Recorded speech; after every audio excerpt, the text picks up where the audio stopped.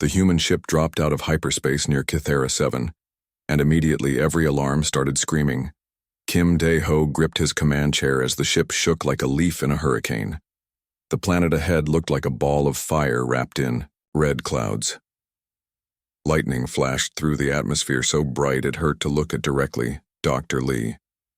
Sojin checked her instruments. The radiation levels are 10 times higher than our equipment was designed for, she said. The magnetic field around this planet is completely chaotic.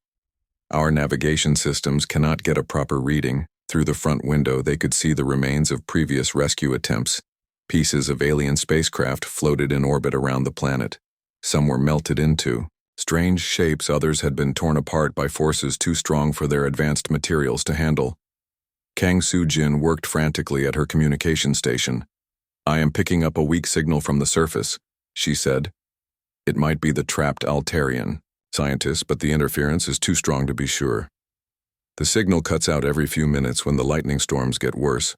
Choi Min-ho studied the planet's surface through a telescope. The other rescue teams tried to land in the flat areas, where it looked safe. But those are where the acid storms hit hardest and where the lightning strikes most often. We need to find a different approach. Nam Tae-young had been watching the weather patterns. I think I see something. The storms follow the mountain ranges, but they leave gaps near the rocky areas. The terrain looks more dangerous, but it might actually be safer from the atmospheric problems. Seo Jun-ki looked up from his explosive calculations.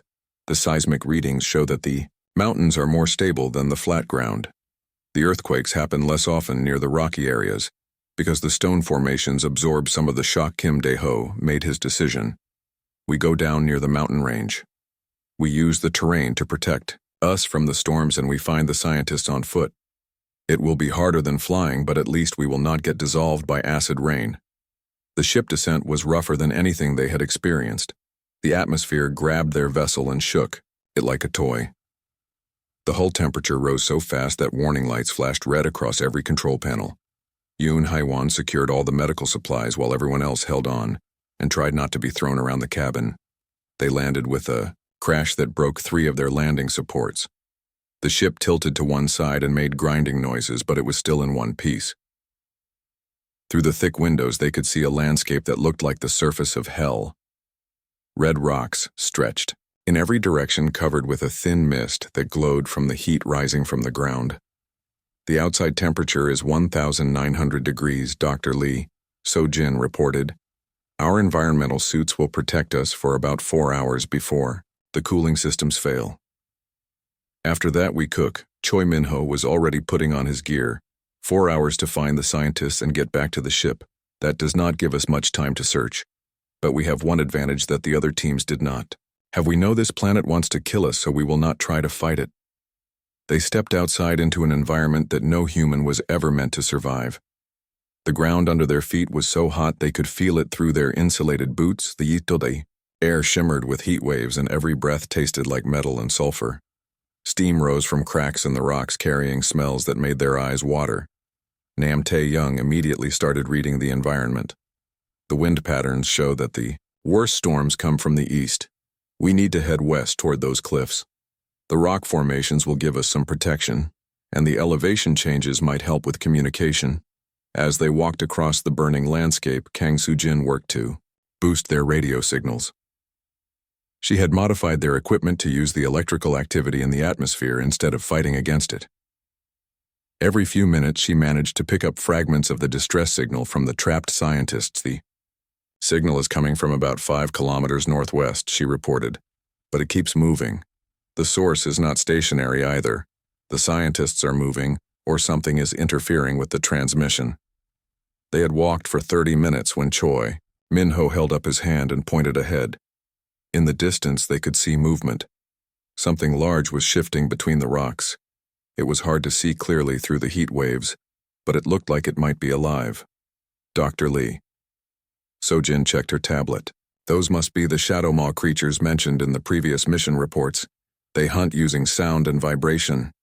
They can detect heartbeats through solid rock, and they are attracted to movement. Seo Jun-ki studied the creatures through his scope.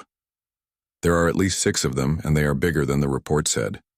Each one is about the size of a truck. They have multiple legs and what looks like armored skin. But look at how they move. They are not randomly aggressive. They are patrolling territory. Yun Haiwan watched the creature's behavior. They move in patterns like they are following invisible boundaries. They are not mindless predators. They are defending their home. If we can figure out those boundaries, we might be able to avoid them. Choi Min-ho had an idea. The other rescue teams probably tried to fight their way through or sneak past without understanding what they were dealing with. But what if we use the creature's territorial behavior to help us? What do? You mean, Kim Dae-ho asked. If they are territorial, then they probably do not like other Shadow Maw entering their areas. Choi Min-ho said, we can use controlled explosions to create sounds that mimic territorial challenges. The creatures will move to defend against threats that do not exist, leaving us clear paths through their territory. Seo Junki grinned. I can set up small charges that will make the right kind of noise. We studied their hunting patterns from the mission reports. Their echolocation has a specific frequency. If we can match that frequency, we can confuse them or even control where they go.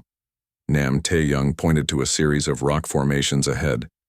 Those cliffs will amplify sound and create echo chambers.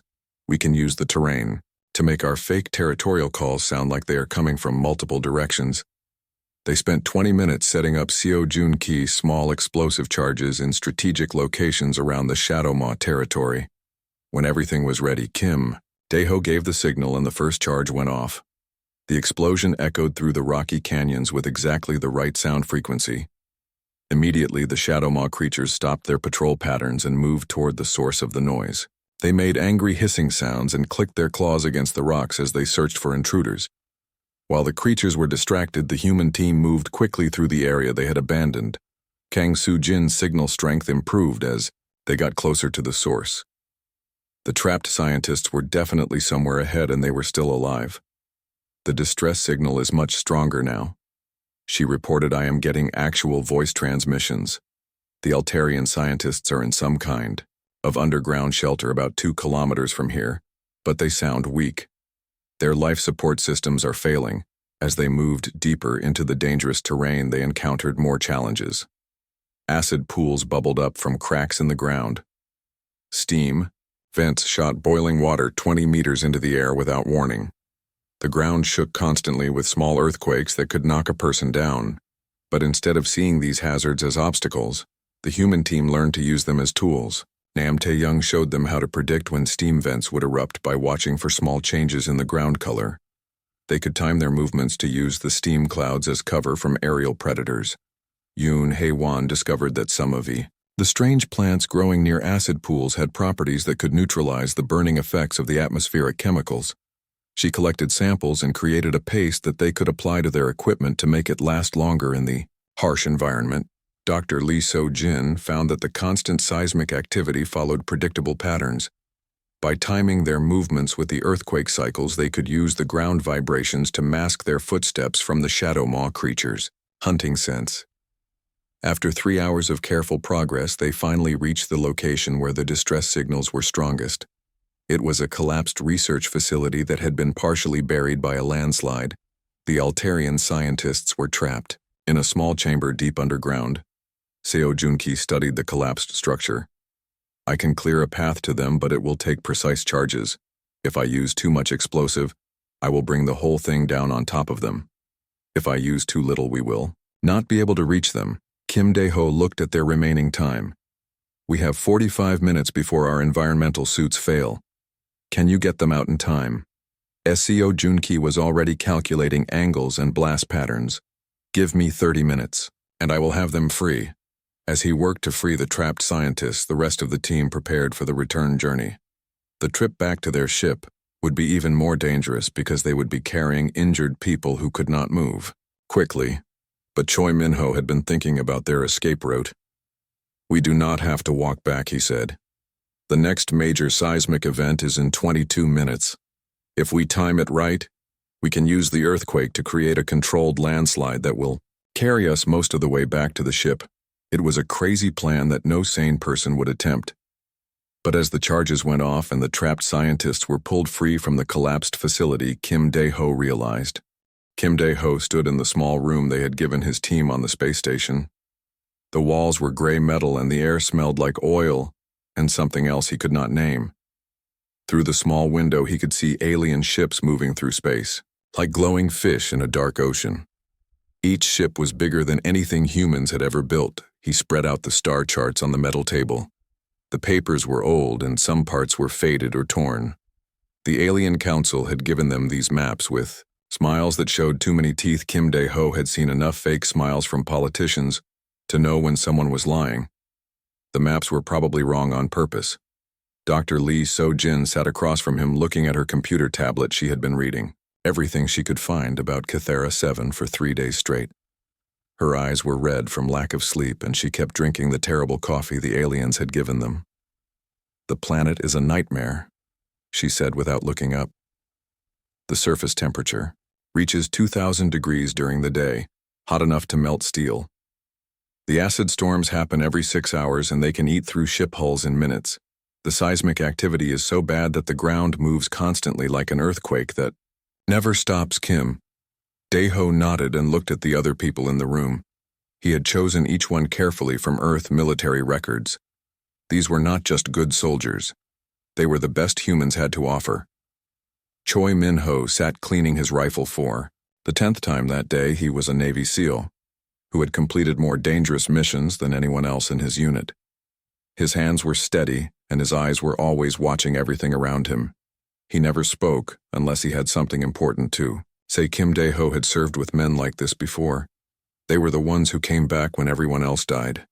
In the corner, Yoon Hae-won was organizing her medical supplies. She had been a combat medic in 3 different wars and had saved more lives than she could count. Her bag was full of medicines and tools, but she also knew how to treat injuries with whatever she could find. She had once saved a man's life, using only a dirty shirt and some tree bark seo. Joon-ki was studying building plans on his tablet. He was an explosives expert who could blow up anything or build anything depending on what the mission needed. His fingers were missing some pieces from accidents over the years, but he could still handle dangerous materials better than anyone else alive. Near the door, Kang Soo-jin worked with a pile of communication equipment. She could make radios work in places where no radio should function. She had kept military units in contact during storms that knocked out satellite systems. Her gear looked old, but Kim Dae-ho knew she could talk to anyone anywhere if she needed to.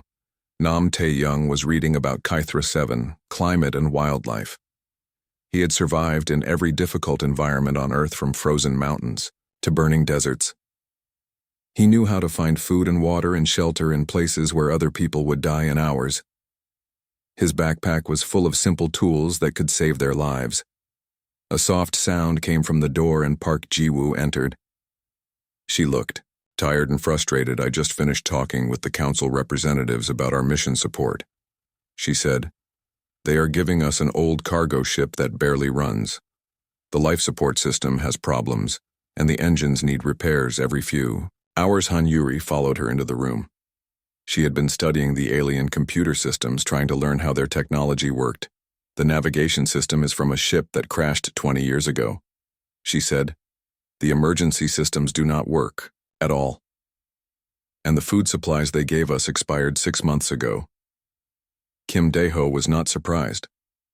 "The council wants us to fail before we even reach the planet, but we are not going to use their broken ship or their poisoned food. We brought our own supplies from Earth." Dr. Lee So-jin looked up from her tablet.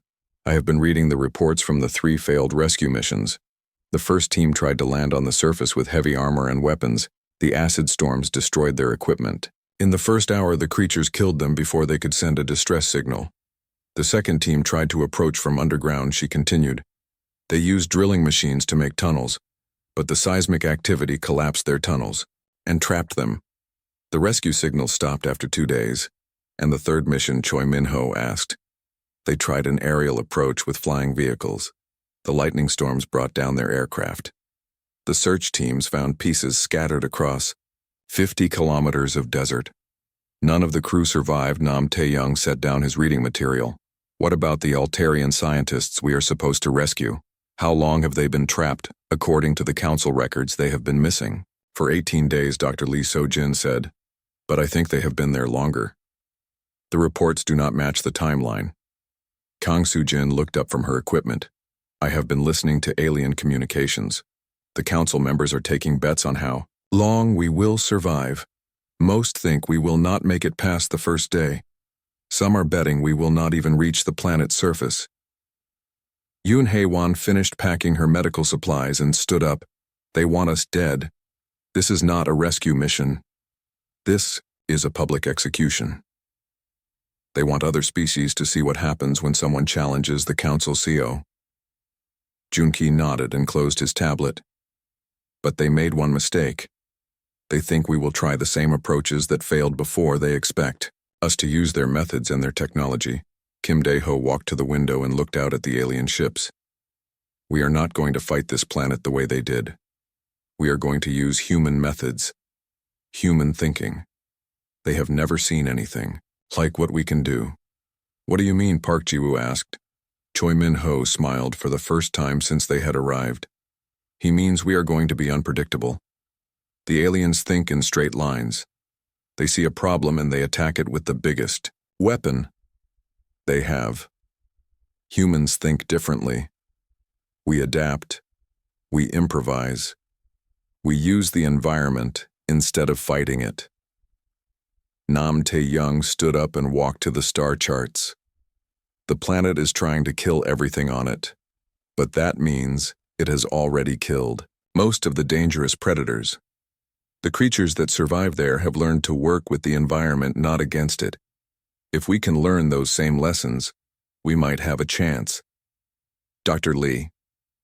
So-jin pulled up new information on her tablet. I found something interesting in the geological reports. The seismic activity follows a pattern. The earthquakes happen in cycles every 37 hours. If we can time our movements right, we can use the earthquakes to help us instead of fighting them. Kang Soo-jin pointed to her communication equipment. And I can modify our radios to work with the electrical storms. Instead of being jammed by the lightning, we can use it to boost our signal range. Yoon Hae-won opened her medical bag again. I have been reading about the local plant life. Most of it is poisonous, but some plants might have medical properties. The previous teams ignored the biology because they thought their advanced medicine was better. Seo Junki grinned. The underground structures are unstable, but that means I can bring them down in controlled ways. We can create our own paths and seal off dangerous areas. The planet geology will be our biggest tool. Han Yuri had been quiet, but now she spoke up. The council thinks we are primitive, because we still live on one planet. But that means we have learned to work with nature instead of controlling it. Every other species has forgotten how to adapt to difficult environments. Kim Dae-ho turned back to his team. They are expecting us to fail because every other species has tried to impose their will on that planet. But humans do not work that way. We learn, we adapt. We survive. Park Ji-woo looked at the star charts again. How long do we have before the Altarian scientists die from exposure? According to their biology, probably 10 more days, Dr. Lee. So-jin said. But that assumes they have found some kind of shelter. Then we leave tomorrow. Kim Dae-ho said. We take our own ship, our own supplies, and our own methods. They can keep their broken equipment and their fake help. Choi Min-ho stood up and checked his weapon one more time. What about after we complete this mission? They will just give us another impossible task. Kim Dae-ho smiled grimly. Then we will complete that one, too. We keep succeeding until they run out of ways to kill us, or until they realize that humans do not give up. The team spent the rest of the night preparing their equipment and studying everything they could about Cathara 7. Outside the window, alien ships continued to move through space, but inside the small room, 8 humans planned to do something that no other species had managed. They planned to succeed where everyone else had failed. Tomorrow they would find out if human determination was stronger than alien arrogance.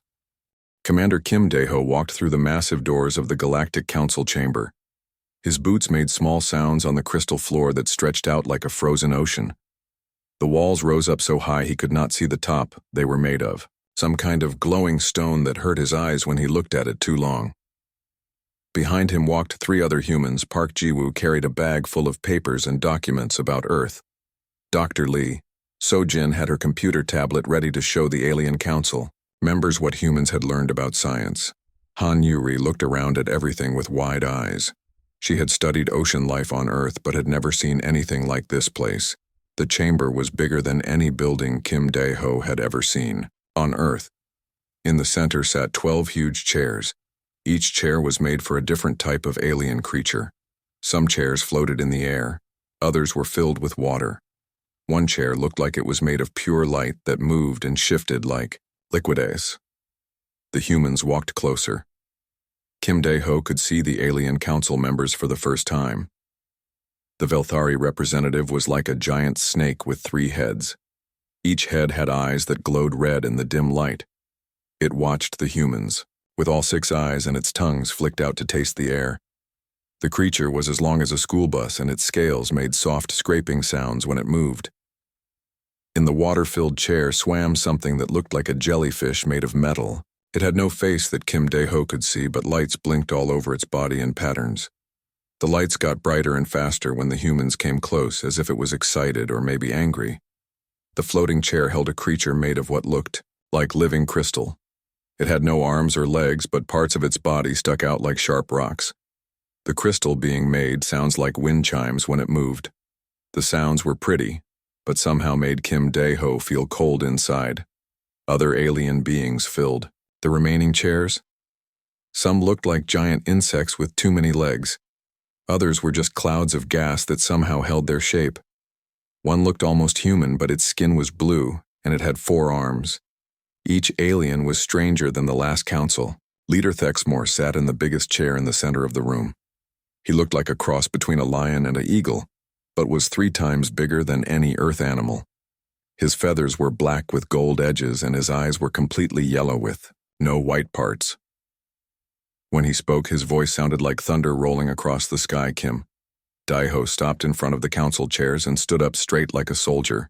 He had been a military man for 20 years, and he knew how to show respect. Even when he did not feel it, the other humans lined up beside him. Park Ji-woo opened her bag and took out a thick folder. "We come before the Galactic Council to request membership for the planet Earth," said Kim Dae-ho. His voice echoed in the huge chamber. "We have traveled far to present our case and show that humanity is ready to join the galactic community." The 3-headed snake began to laugh. It was not a pleasant sound. Each head made a different noise that mixed together like broken glass. The crystal being started making its wind chime sounds faster and louder. Other council members joined in with their own strange versions of laughter. Thexmore raised one giant wing and the laughter stopped. "So the little meat creatures think they are ready to sit with their betters," he said. His yellow eyes looked down at the humans like they were insects. "How amusing. Tell us, little humans, what makes you think you deserve to join races that have existed since before your son was born, Doctor?" Lee So-jin stepped forward. She opened her tablet and showed pictures of human achievements. "We have learned to use fire to cook food and make tools. We have built cities and learned to grow crops. We have created art and music and stories. We have even learned to travel between planets." More laughter filled the chamber. The jellyfish creature pulsed with bright lights. The gas cloud alien swirled faster, making sounds like wind. The 4-armed blue being clapped all its hands together in a mocking wayfire, squeaked one of the snakeheads. "You learned to make fire. The Zephyrians learned to control gravity before your species could walk upright. The Altarians were building cities among the stars when your ancestors lived in caves, and you fight." Each other added another council member. This one looked like a walking tree with eyes made of glowing sap. "You wage wars against your own kind. You destroy your own planet with pollution. You cannot even agree on simple things like what language to speak." Thexmore leaned forward in his chair, making the whole room seem darker. "Your technology is crude metal and plastic held together with hope. Your fastest ships would take centuries to reach the nearest civilized world. Your weapons are simple, explosions that any child could make. Your medicine cannot even stop your people from dying of old age." Han Yuri tried to speak up, "But we have learned so much in just a few thousand years. We are still growing and learning. We could contribute to the galactic community if given the chance. The council members laughed again, harder than before. One alien that looked like a walking gemstone spoke in a voice like breaking rocks. Contribute. What could you possibly offer us? Your mathematics are simple addition compared to ours. Your science is guessing compared to our knowledge. Your art is finger painting compared to our masterpieces. Park Ji-woo held up her folder. But we have prepared documents that show our progress, our potential, our desire to learn and grow. We know we are young compared to your great civilizations, but every species must start somewhere. Thexmore made a sound that might have been a sigh. We have watched your species for 800 of your years. We have seen you repeat the same mistakes over and over. We have seen you destroy forests, burn cities, and poison rivers. We have seen you create weapons that could kill every living thing on your planet. The snake creature slithered closer to the humans, its 3 heads weaving back and forth. You are violent, stupid, and short-lived. You breed like insects and consume resources like parasites. Why should we waste our time with creatures who cannot even take care of one small world? Kim. Dae-ho felt anger rising in his chest, but he kept his face calm. He had been in difficult situations before, and he knew that losing his temper would only make things worse. What would we need to do to prove ourselves worthy? He asked. The council members looked at each other, making various sounds that might have been talking. Finally, Thexmore spoke again. Very well, little humans. We will give you a chance to prove you are more than the primitive animals you appear to be. He gestured with one wing, and a holographic image appeared in the air above the humans. It showed a planet covered in red clouds with lightning flashing through them. This is Kythera 7. A research team from the Altarian Council is trapped there. 3 rescue missions have already failed. Your task is to bring them back alive. The crystal being chimed in with sounds like breaking glass. The planet's surface temperature is hot enough to melt your crude metals. The atmosphere will dissolve any materials you call strong. The creatures that live there have killed entire military units from civilizations far more advanced than yours. And the snake added, you will receive minimal assistance from us, just enough to reach the planet. Nothing more.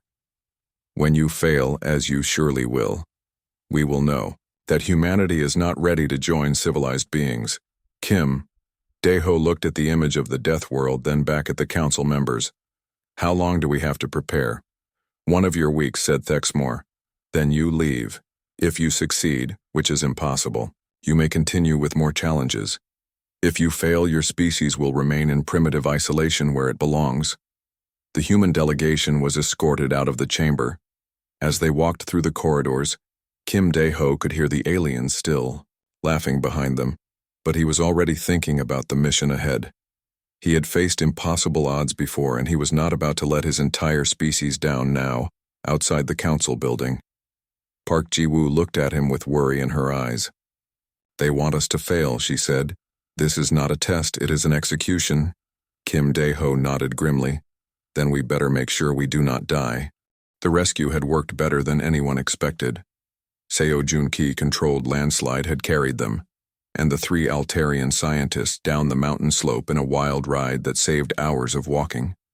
The Altarian scientists were weak and hurt, but alive. Their leader, Dr. Keth Vanol, kept thanking the humans in broken English mixed with his own language, back on their ship as they prepared to leave Kythera 7. Kang Soo-jin was monitoring communication channels to make sure no one was following them. What she discovered made her blood turn cold. She quickly called Kim Dae-ho to her station commander. You need to hear this, she said. Her voice was tight with worry. I have been intercepting encrypted transmissions between the Galactic Council members. They think we are all dead down on that planet's surface. Kim Dae-ho listened to the translated alien conversations through her headphones. What he heard made him understand that they had walked into something much bigger than a simple rescue mission. The transmissions revealed that the Council had never intended for any rescue mission to succeed. The challenges were designed to eliminate Earth's most capable people while giving the Council legal justification to declare humanity unfit for membership. But that was just the beginning. Dr. Keth Vanol, who had been resting in the medical bay, overheard part of the conversation. He struggled to sit up despite his injuries and spoke in heavily accented English. "The Council has been planning this for cycles, not days," he said. "We Altarians have been investigating their activities. Our research team was not trapped by accident. We were studying evidence of their crimes when they arranged for us to disappear." "What kind of crimes, Park Ji-woo?" asked Dr. Vanol, coughed, and Yoon Hai-wan gave him some water. "The Council has been eliminating species they consider threats," he said. "Any civilization that shows signs of rapid advancement or unusual capabilities gets targeted. They create impossible challenges, and when the species fails, they move in as protectors and liberators." Choi Min-ho had been listening carefully. "How many species have they done this to?" Dr. Vanol looked sad. 47 in the last 1,000 years. Some were completely wiped out, others were enslaved and scattered across different worlds as laboratory subjects. The Council studies their genetics and technology, then discards them when they have learned everything useful. Dr. Lee So-jin felt sick. "That means they have been planning to do this to Earth from the beginning. The membership application was just a way to get our best people off the planet and eliminate them." Kang Soo-jin continued monitoring the alien transmissions, and what she found next was even worse. The Council had military fleets moving toward Earth's solar system under the pretense of providing protection while the rescue mission was underway. These fleets were planning to arrive just as news of the human team, supposed death, reached Earth. Fleet commanders were already discussing how to divide Earth resources among themselves. The water-rich oceans would go to species whose homeworlds were drying up.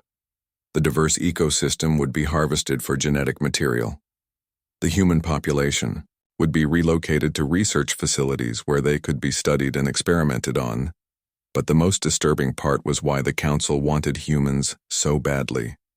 Several of their member species were dying out because their genetics had become too stable over millions of years of technological advancement. They had eliminated disease and genetic variation, but this had made them unable to adapt to new challenges. Humanity's rapid evolution and adaptation abilities were exactly what they needed to save their failing civilizations. But instead of seeking partnership, they planned to treat humans like breeding animals and laboratory specimens.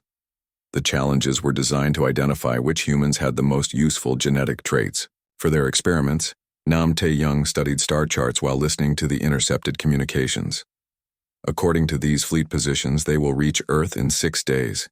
Even if we leave now, we cannot get back in time to warn anyone. And Earth defenses are not strong enough to stop a coordinated alien attack. Han Yuri had been quiet during most of this discussion, but now she spoke up with determination in her voice. "We cannot just run back to Earth and hope for the best. If we show up alive when they expect us to be dead, they will know something is wrong. They will change their plans and attack immediately." Dr. Vanol struggled to reach his equipment bag. Despite his injuries, he pulled out a small device that looked like a crystal computer. The Altarian research team had been gathering evidence about the Council corruption for years. This contains proof of their crimes against dozens of species. If we can get this information to the right people, it could expose the entire conspiracy. "But who would believe us?" Park Ji-woo asked. "The Council controls most of the communication networks between civilizations. Any species that opposes them gets targeted next." Seo Joon-ki had been thinking about their tactical situation. "We have one advantage they do not know. We survived and they do not know we discovered their plan. We can use that surprise to hit them where they do not expect it." "What do you mean?" Kim Dae-ho asked. "Instead of running home to warn Earth, we stay out here and start fighting back," Choi Min-ho said. "We have evidence of their crimes and we know where their fleet positions are. We can start sabotaging their operations while they think we are dead." Dr. Vanol became excited despite his weakness. "There are resistance movements on dozens of worlds," he said. "Species that have survived Council attacks or escaped from their research facilities. They have been waiting for someone capable of striking back at the Council." Power structure. Kang Soo-jin pulled up more intercepted communications. "I am seeing references to underground networks. Communications that are trying to avoid Council monitoring. There are groups out there that have been organizing. but they needed someone who could actually damage. Council operations Kim Dae-ho realized they were at a crossroads. They could try to return to Earth and hope they could organize a defense in time, or they could stay and fight using the element of surprise while the Council thought they were dead. The choice would determine not just the fate of humanity, but potentially dozens of other species. Nam Tae-young looked at the tactical situation from a survival perspective. If we go back to Earth, we might save our own people, but the Council will just target the next species after they finish with us. If we stay and fight, we might be able to break their whole system, Dr. Lee. So Jin was studying the evidence Dr. Vanol had shown them. The genetic research programs they describe here are horrible, but they also show something important. The Council member species are more desperate than they let on. Several of their civilizations will collapse within decades if they cannot find new genetic material. That desperation might be their weakness, Yoon Haiwan said. Desperate people make mistakes. They take risks they normally would not take. If we can make them more desperate, we might force them into errors. Minho was already thinking like a soldier planning an attack. We need to identify their most important facilities and hit them fast before they realize what is happening. Each successful strike will make them more paranoid and more likely to make mistakes. Dr. Vanol managed to smile despite his pain. The resistance networks have been mapping Council facilities for years. The information is hidden in normal trade communications, but I know the codes. We can contact them without the Council knowing. Park Ji-woo looked around at the team. Are we really going to do this? Are we going to declare war on the most powerful organization in the galaxy? Kim Dae-ho thought about Earth and all the people there who had no idea what was coming for them. He thought about the 47 species that had already been destroyed or enslaved. He thought about the choice between running away or standing up to bullies who thought they could do whatever they wanted. We are not declaring war, he said. Finally, we are finishing one that they started a long time ago. They have been killing innocent people for centuries, thinking no one could stop them. Time to show them what happens when they pick a fight with humans. The decision was made. They would fake their deaths and use the Council's own arrogance against them. While alien fleets moved toward Earth thinking they had eliminated humanity's champions, the real fight was just beginning. But first they had to make contact with the resistance movements and learn everything they could about the enemy they were about to face. The galaxy was bigger and more dangerous than they had imagined, but humans had never backed down from impossible odds before. Choi Min-ho stood in the hidden base they had built deep inside Cathara. 7 most dangerous canyon. The same environmental hazards that had killed previous alien rescue teams now provided perfect camouflage for their operations. The acid storms and seismic activity made it impossible for Council surveillance to detect them, while the Shadow Maw creatures kept unwanted visitors away. 3 weeks had passed since they had faked their deaths. The resistance network had grown faster than anyone. Expected species across the galaxy who had been living in fear of the Council were finally ready to fight back. The key was coordination, and the humans had become the spark that lit fires on dozens of worlds. Dr. Keth Vanel worked at a communication station built from salvaged alien technology and human improvisation. His injuries had healed enough for him to help coordinate the resistance movements across multiple star systems. The small crystal device he had saved contained enough evidence to bring down the Council, but they needed to deliver it to the right people at the right time. The resistance had divided into specialized cells, each targeting different aspects of the Council power structure. SEO Jun Ki led the sabotage operations, using his demolitions expertise to make Council supply convoys disappear without leaving obvious evidence. The explosions were timed to look like accidents or natural disasters, which made Council forces paranoid about their own equipment reliability. Yoon Hae-won had infiltrated several Council medical facilities by posing as a refugee seeking treatment. What she found there made her sick to her stomach. The genetic experiments on captured humans and other species were worse than anything described. In the evidence files, entire families had been separated and subjected to procedures that were designed to extract useful DNA while keeping the subjects alive for further testing. She had managed to document everything and secretly treat some of the victims, but the scale of the operation was enormous. The Council had research facilities on 40 different worlds, and each one held thousands of prisoners from species they had supposedly helped or protected. Nam Tae-young worked with escaped prisoners to establish safe houses and supply networks across hostile territories. His survival skills adapted perfectly to alien environments, and he had taught dozens of resistance fighters how to live off the land on worlds where the Council controlled all official resources. Many of these resistance fighters were from species that had been declared extinct by Council records.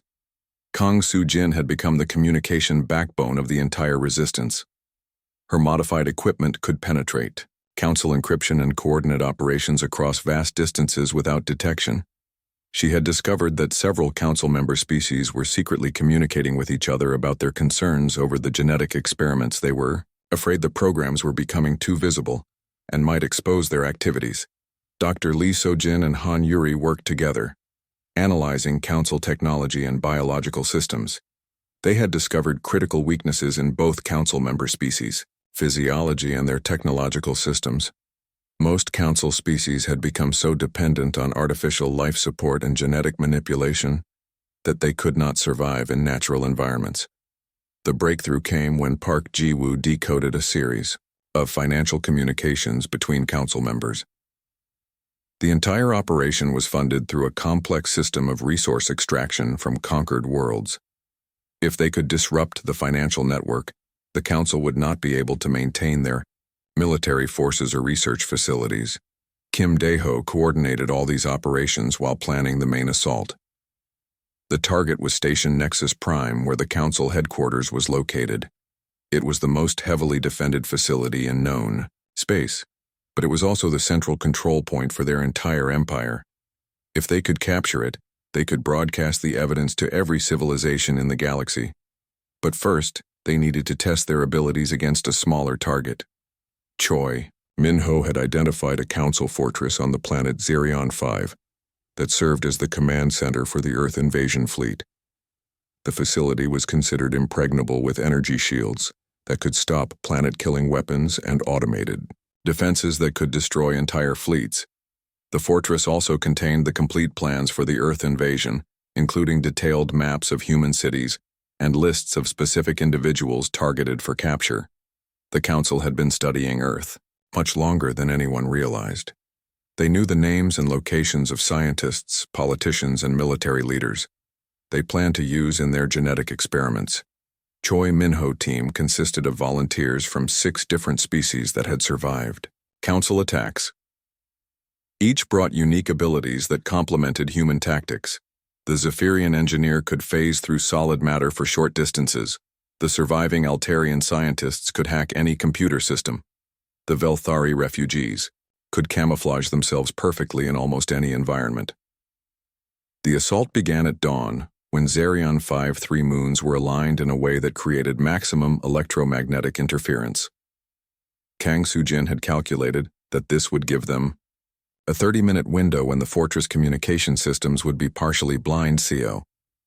Jun-ki had spent days studying the fortress construction and found that its greatest strength was also its weakness. The energy shields were powered by a single massive reactor buried deep underground. If he could overload that reactor, the entire defense system would collapse. The team approached through underground caves that Nam Tae-young had mapped using his knowledge of planetary geology. The caves were filled with hostile creatures and unstable rock formations, but they provided a route that bypassed all the fortress surface defenses. When they reached the reactor chamber, Choi Min-ho split the team into 3 groups. One group would plant explosives to overload the reactor. Another would capture the communication center to prevent distress calls. The third would secure the command center and download all the intelligence about the Earth invasion. Everything went wrong within the first 5 minutes. The fortress defenders were not the slow-moving Council regulars they expected. Instead, they faced elite soldiers from a warrior species that served as Council enforcers. These enemies were fast, strong, and experienced in combat against multiple alien species. The energy shields did not collapse when the reactor overloaded. Instead, they went into emergency mode and became even stronger.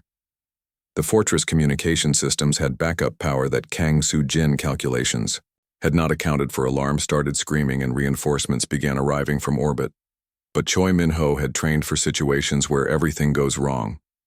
The key was not to panic, but to adapt and use the chaos to their advantage. While the fortress defenders rushed to protect the reactor chamber, the humans slipped through secondary passages toward their real objectives. Dr. Lee So-jin discovered that the fortress computer systems had a fatal flaw. The Council had designed them to be operated by multiple species with different types of hands and sensory organs. This meant the security systems had gaps that could be exploited by someone who understood the design flaws. Han Yuri found that the fortress life support systems were vulnerable to biological contamination. She released harmless bacteria from Earth that the alien systems could not filter. The bacteria did not hurt anyone, but they triggered massive decontamination protocols that locked down entire sections of the fortress. Yoon Hai-won used her medical knowledge to identify weak points in the alien defender anatomy. Many Council species had artificial organs or genetic modifications that could be disrupted with the right kind of electromagnetic pulse. She modified their equipment to target these vulnerabilities. The battle lasted 6 hours, and when it was over, the humans controlled one of the most secure facilities in Council space. They had captured intelligence that revealed the full scope of the Earth invasion plans. They had proof of genetic experiments on thousands of prisoners. They had evidence of the Council crimes against 47 species. More importantly, they had proved that the Council could be defeated. Their fortress had fallen to a small team of humans and refugees using improvised tactics and captured equipment. News of the victory spread through the resistance networks faster than Council forces could suppress it. But Choi Min-ho knew this was just the beginning. The Council would respond with overwhelming force now that they knew the humans were still alive. The real war was about to start, and Earth was still in danger. As they prepared to evacuate the captured fortress, Kim Dae-ho received a message from Kang Soo-jin back on Kythera. 7 Council fleets had changed course and were now heading toward the Zerion system instead of Earth. The humans had succeeded in drawing the enemy attention away from their homeworld. Now they had to survive long enough to use the intelligence they had captured. The evidence would mean nothing if they could not get it to people who could act on it. The next phase of their plan would require them to do something even more impossible than capturing a Council fortress. They were going to attack the Galactic Council directly in their own headquarters and broadcast the truth to every civilization in the galaxy. Whether they survived or not, humanity would never again be dismissed as primitive creatures, unworthy of respect. The galaxy was about to learn what happened when humans decided to stop playing by other people's rules. The Galactic Council chamber looked different when Kim Dae-ho entered it for the second time. The crystal walls were cracked from recent battles, and scorch marks showed where energy weapons had been fired. The 12 ceremonial chairs were empty, except for 6 council members who remained alive and free. The others had been captured by resistance forces or had fled to hidden locations across the galaxy. This time, Kim Dae-ho was not alone. Behind him walked representatives from 23 species that the Council had thought were extinct or enslaved. The Zephyrian survivors glowed with inner light that made the crystal walls shine brighter. The Altarian scientists carried devices that could hack any computer system in the galaxy. Felthari refugees moved like shadows ready to strike at any target. Dr. Keth Vanal limped forward carrying the crystal device that contained evidence of 1,000 years of Council crimes. His injuries from Kythera 7 had never fully healed, but his determination to see justice was stronger than his pain. Behind him came dozens of prisoners who had been rescued from Council research facilities. Their testimonies would confirm everything. The evidence revealed Park Ji-woo carried legal documents that she had prepared using interstellar law codes that were older than the Council itself. The charges included genocide, slavery, illegal genetic experimentation, and conspiracy to eliminate sapient species. Her training in diplomacy had been preparation for this moment when words would be more powerful than weapons. Dr. Lee So-jin and Han Yuri had spent months analyzing Council member species biology and technology. What they discovered would change the balance of power in the galaxy forever. The supposedly superior alien civilizations were dying out from their own genetic manipulation and could not survive without constant technological support. Council leader Thexmore sat in his giant chair, looking smaller than before. His black feathers were dull, and many were missing. His golden eyes no longer glowed with arrogance. Instead, they showed the fear of someone who knew his empire was crumbling. The other surviving council members looked just as defeated. The chamber filled with representatives from hundreds of species that had received the evidence broadcasts transmitted from captured council facilities. Most had never known the truth about what happened to civilizations that challenged council authority. Now they demanded answers, and Justice Thexmore tried to speak with his old commanding voice, but it came out as a weak croak. These accusations are lies spread by primitive species who cannot understand the complexity of galactic governance. The Council has maintained peace and order for millennia. Zephyrian survivor floated forward, her crystal body pulsing with angry light.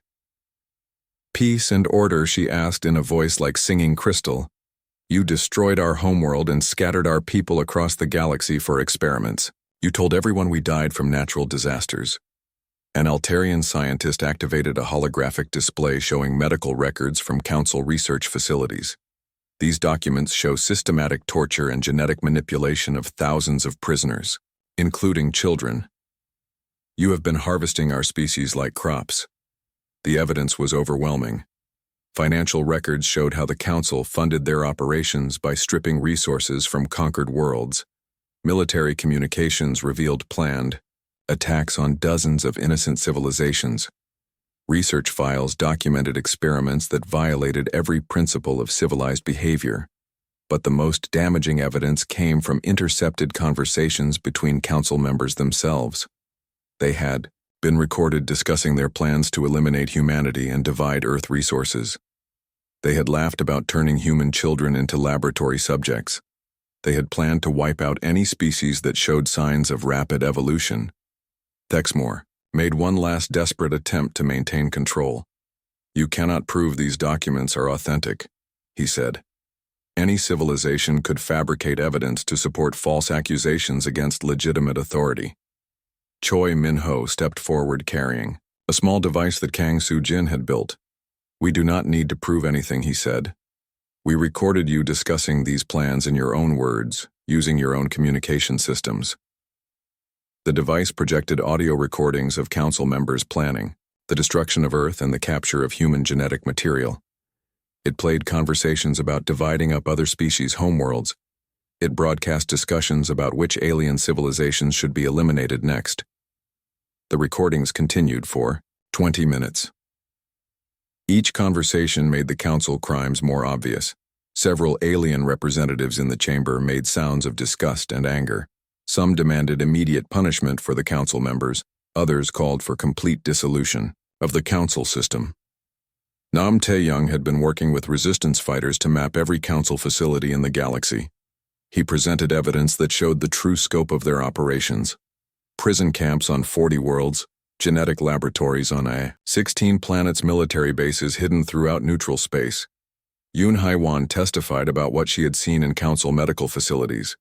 The experiments were designed not just to study alien species, but to extend the lives of Council members, whose own genetics were failing. They were using prisoners as living organ banks and genetic material sources. Seo Jun-ki provided technical analysis of Council military equipment. Much of their supposedly advanced technology was actually stolen from species they had destroyed and claimed credit for innovations that were not their own. Their weapons and defenses had critical flaws that could be exploited by anyone who understood their true origins. Kang Soo-jin demonstrated how she had penetrated Council communication networks. The security systems were designed by committee, with each species adding their own requirements. This created gaps and conflicts that made the entire system vulnerable to someone who understood the flaws. The testimony continued for hours, with witness after witness describing Council crimes. Species after species demanded justice. Representatives from civilizations that had never been contacted by the Council asked how they could protect themselves from similar attacks. Finally, Kim Dae-ho stood to address the chamber. We did not come here to destroy the Council system, he said. We came here to replace it with something better. The galaxy needs cooperation, not domination. It needs partnership, not slavery. He gestured toward the diverse group of representatives filling the chamber. Look around you. These are species the Council claimed were extinct or primitive. Each one has knowledge and abilities that could benefit everyone, but the council tried to steal what they had instead of learning from them. Dr. Lee Sojin presented her analysis of council member species' biological problems. They are dying out because they eliminated genetic diversity in pursuit of perfection, she said. But diversity is not a weakness, it is strength. Every species has adaptations that could help others survive. Han Yuri showed how Earth-ocean ecosystems had solutions to problems that plagued other worlds. Human biodiversity included organisms that could help restore damaged environments on dozens of planets. But sharing this knowledge required cooperation, not conquest. Park Ji-woo read the formal charges against the remaining council members and announced the formation of a new organization. The Galactic Federation would be based on voluntary membership and mutual respect instead of fear and domination. Every species would have equal representation, regardless of their technology level or military strength. The vote was overwhelming. 437 species voted to dissolve the council and create the Federation. Only 12 species voted against the change, and most of those were council client species who benefited from the old system. Dexmore made one final attempt to preserve his power. "Cannot govern yourselves," he said. "You need the wisdom and experience of elder species to guide you. Without the council there will be chaos and war." Kim Dae-ho looked at the broken alien leader with something that might have been pity. "We have been governing ourselves for thousands of years before we met you," he said. "We fought wars and made peace. We learned from mistakes and grew stronger. We do not need rulers, we need partners." The formation of the Galactic Federation was just the beginning. Resistance fighters had already begun liberating council prison camps and research facilities. The evidence gathered during months of secret operations was being analyzed by joint investigation teams from multiple species. But the most important change was in how species viewed each other. The council had maintained power by keeping civilizations isolated and suspicious.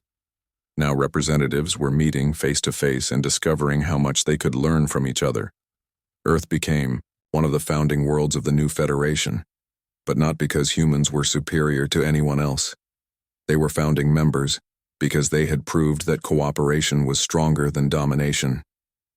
Kim Dae-ho was elected as the first human ambassador, not to rule over other species but to help coordinate efforts between different civilizations.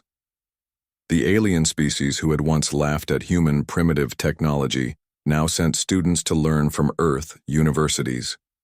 Human medicine helped extend lifespans for species whose genetics had become too stable. Human agriculture techniques helped feed worlds where traditional methods had failed, but humans also learned from their new alien partners. Zephyrian physics revolutionized human understanding of energy.